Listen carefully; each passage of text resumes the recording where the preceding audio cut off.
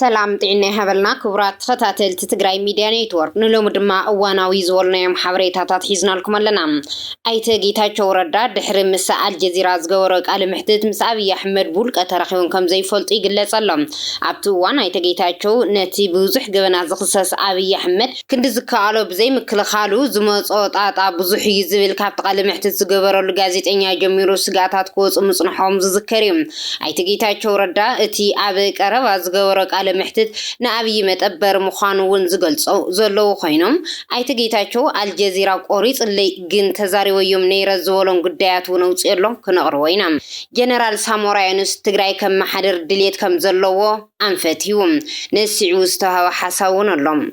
حوحات مجلسيهم اب عسران شوعتن تحساس كلتشحن 18 عامه مرز زوص مجلسي موتن سقاين حزبي بمداناغري اجنداتات نمخوالي فتنلو كبل كسيسلم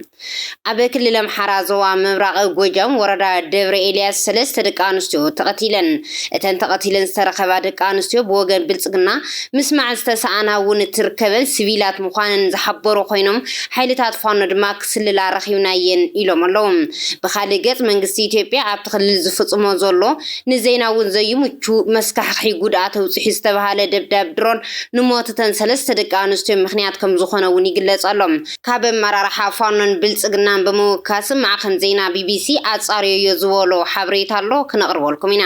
ክቡራት ተኸታተልቲ መደባትና ናብ ዝርዝሮም ክንሰግር ሰናይ ምክትታል ኣይተ ጌታቸው ረዳ ድሕሪ ምስ አልጀዚራ ዝገበሮ ቃለ ምሕትት ምስ አብይ አሕመድ ቡልቅ ተረኺቦም ከም ዘይፈልጡ ተገሊጾም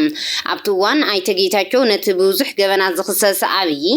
ብዝከኣሎ ብዘይ ምክልኻሉ ዝመጾ ጣጣ ብዙሕ ይዝብል ካብቲ ቃለ ምሕትት ዝገበረሉ ጋዜጠኛ ጀሚሩ ስጋታት ክወፁ ምጽንሖም ገለ ጸብጻባት የዘኻኽሩም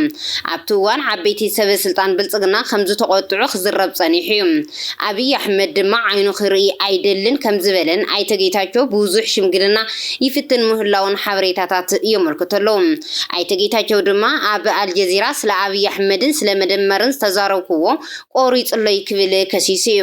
አብይ በእግዚአብሔር ዝተመረጸ መራሒ እዩ ኢሎም ድዮም ዝኣምኑ ንዝብል ሕቶ ኣይተ ጌታቸው ኣይኣምንን ዝብል ምላሽ ብእዋኑ ሂቡ ነይሩ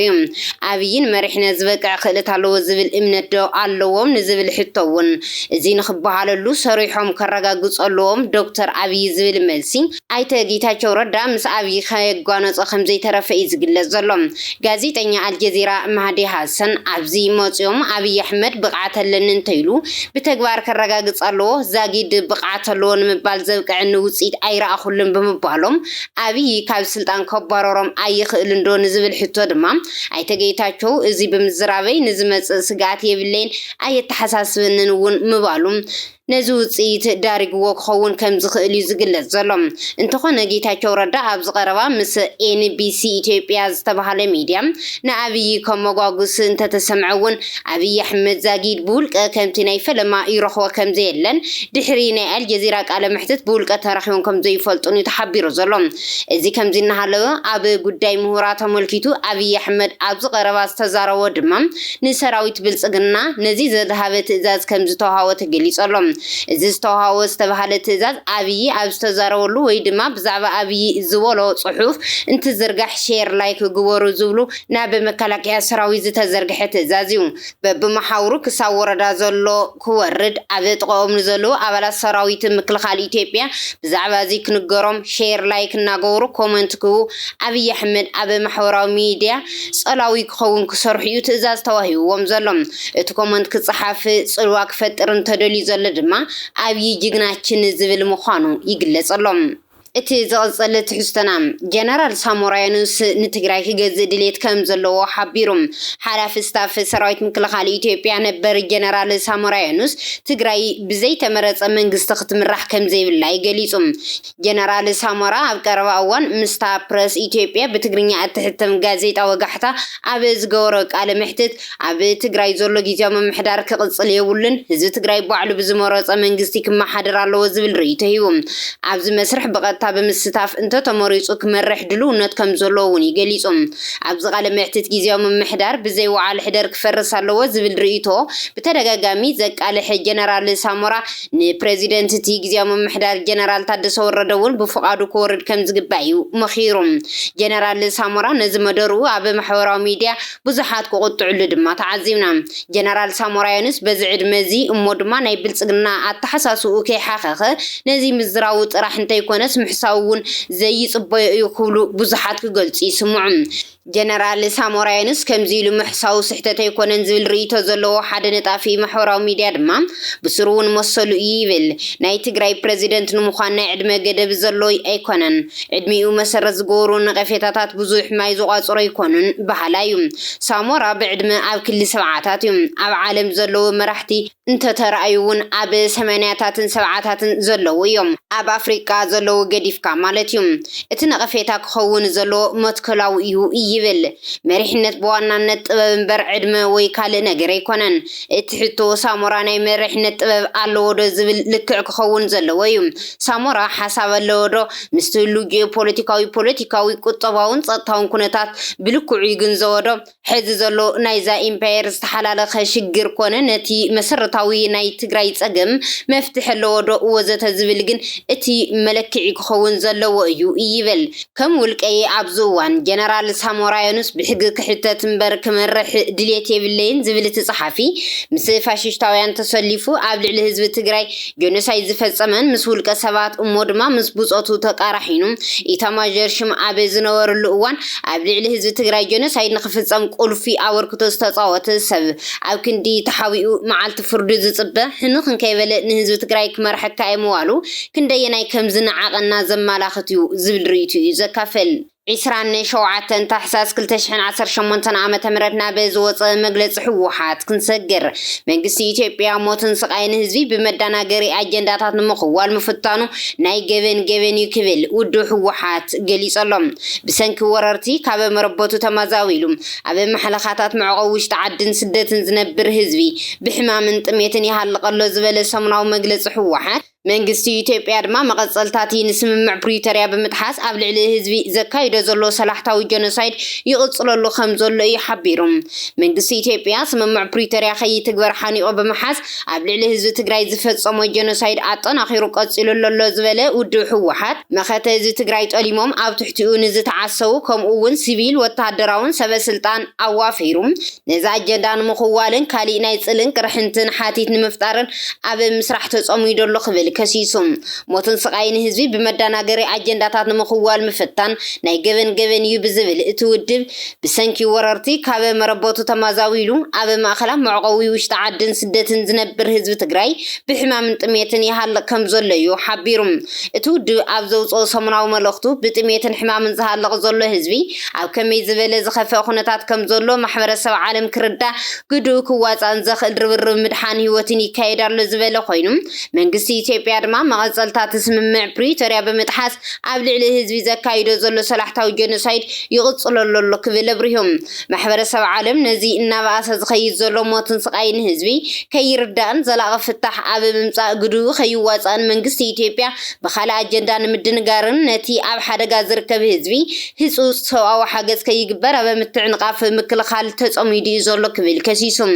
ስምምዕ ፕሪቶሪያ ከይትግበር ሓኒቁ ብምሓዝ ኣብ ልዕሊ ህዝቢ ትግራይ ዝፈጸሞ ጀኖሳይድ አጠናኺሩ ዝቕጽል ዘሎ መንግስቲ ኢትዮጵያ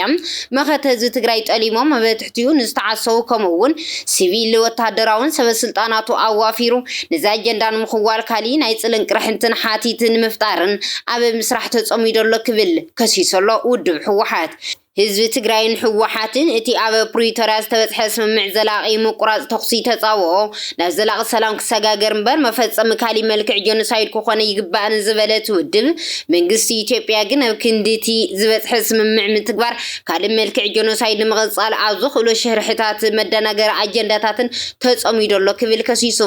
መንግስቲ ኢትዮጵያ ሕዚ እውን ንስምምዕ ፕሪቶሪያ ካብ ምጥሓስ ተቆጢቡ ብመሰረት እቲ ስምምዕ ፕሪቶሪያ ምዕራብ ትግራይ ጸለምትን ወሪሮም ዝሓዙ ዕጡቃት ብምውፃእ ሕገ መንግስታዊ ላዕላዊ መሬት ትግራይ ክኽበር ኣብ ትሕቲ ወረርቲ ዝሳቀ ዘሎ ህዝቢ እውን ሓራ ክወፅእ ብጥሜትን ብሕማምን ዝሃልቅ ዘሎ ህዝቢ እውን ውሕስኑ ተሓልዩ ናብ መረበቱ ተመሊሱ زلاقي هلونو كرغاغص غبو كواصا يغبا يبل ودو حوحات زوص مغلصين ابي موداتام اكل لمحرا زوا مبرق ጎጃም ወረዳ ደብረ ኤልያስ ሰለስተ ደቂ አንስትዮ ኣብ ተኸባቢ ብዝንቀሳቀሱ ዕጡቃት ፋኖ ተቀቲለን ከም ዝተረኸባ ተገሊጹም ወገን ፋኖ ድማ ሰለስተ ክስላ ዝረኸብናየን ቀቲልናየን ዝብል ሓሳብ ውጽየመለው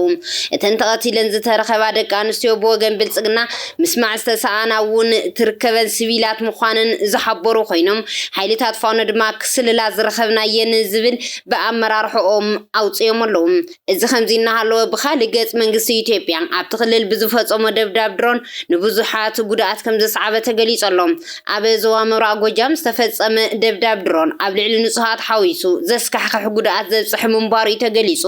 በይንተ ብዝተባሃለ ከባቢ 25 ታሕሳስ 2018 ዓመተ ምህረት ዝተፈጸመ ናይ ለይቲ መጥቃዕቲ ድሮን ንዘይናውን ዘይምቹ መስካሕክሕ ጉዳት ኣውጽሑ ይብሉም ጸብጻባት ተመሳሳሊ ጥቃዓት ኣብ ሸዋሮዊት ኣጎት ዝተባሃለ ከባብን ካልኦትን ብተደጋጋሚ መጥቃዕቲ ይበጽሕ ከም ዝነበረውን ተሓቢሮሎም ድሮን ብኸምዚ ክትወቅዕ ዝኽኣለ ሰለልቲ ኣብኡ ስለ ዘለዋ እየን ዝብል ድምዳመ ዝነበሮም ሓይልታት ፋኖ ድማ ንዘን ሰለስተ ደቂ አንስትዮ ክቀትልዎን ምክንያት ከም ዝኾነ ይሕብሩም ኣባል ማእኸላይ እዚ ሓይሊ ብሄራዊ ሓይሊ ፋኖም ሓራም ኣይተ ኣስረስ ማሬ ዳምጤ እቲ ቅትለት ከም ዝተፈጸመ ኣረጋጊጾሎም እቲ ስጉምቲ ግን እተን ሰለስተ ደቂ አንስትዮ ንጸላኢ ክስልላ ተረኺበን ብምባል ከም ዝተፈጸመ ይገሊጹ ኣብ ማሕደርቲ ወረዳ ደብረ ኤልያስ ብወገኖም እቶም ዕጡቃት ኣብ መዓልታዊ ዕዮ ዝተዋፈራ ደቂ አንስትዮ ከም ዝቀተሉን ሓንቲ ካብአን ፀገም ምስማዕ ዝነበራ ምዃናን ብምጥቃስ ነቶም ዕጡቃት ክኸሱ ይስምዑም ኣብዚ ጉዳይ ተወሳኺ ሓበሬታ ዝሃበ ሓላፊ ጽሕፈት ሰላምን ጸጥታን እቲ ወረዳ ኣይተ ደሚስ ኣለኽና ብሰሉስ 21 ታሕሳስ 2018 ዓመተ ምህረት ካብ ከተማ ደብረ ኤልያስ ወጻኢ በዝርከብ ጥያ ጎተር መገንጠያ ዝተባሃለ ከባቢ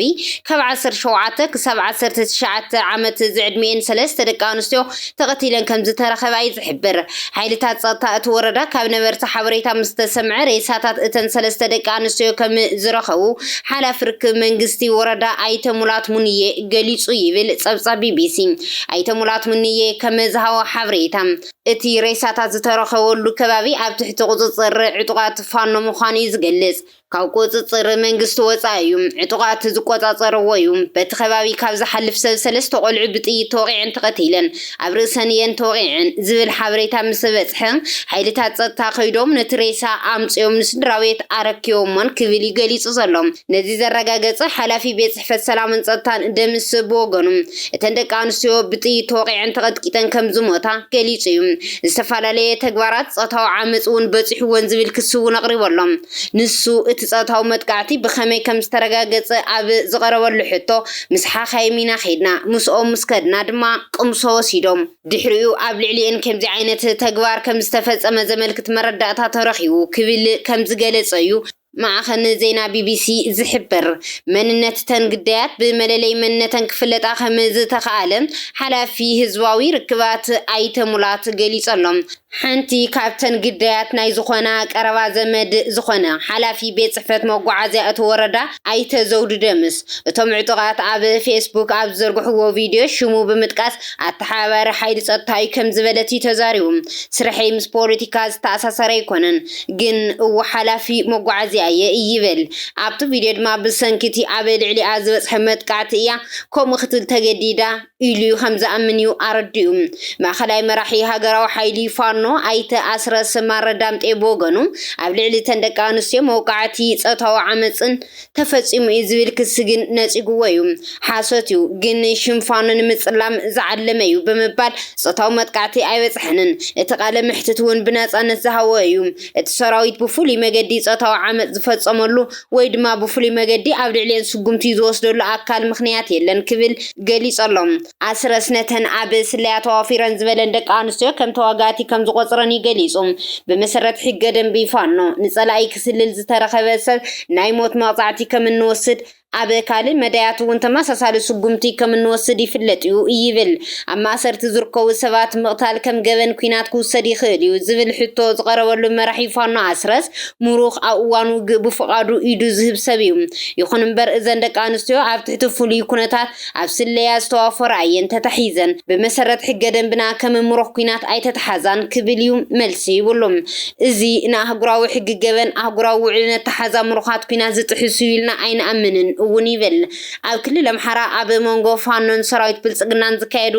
ሕዚ እውን እናቐጸለ እዩ በብኸባቢው ኣብ ዝግበሩ ውግኣት ድማ ሲቪላት እናተጎድኡ ምዃኖም ብርክት ዝበሉ ጸብጻባት ይወፅዮም ክቡራት ተኸታተልቲ ትግራይ ሚድያ ኔትወርክ ነሳዕ ዘዳልናልኩም እዋናዊ ዛዕባታት እዚኦም ይመስሉ ነይሮም ንምክትታልኩም ካብ ልቢ መስጊና ሰላም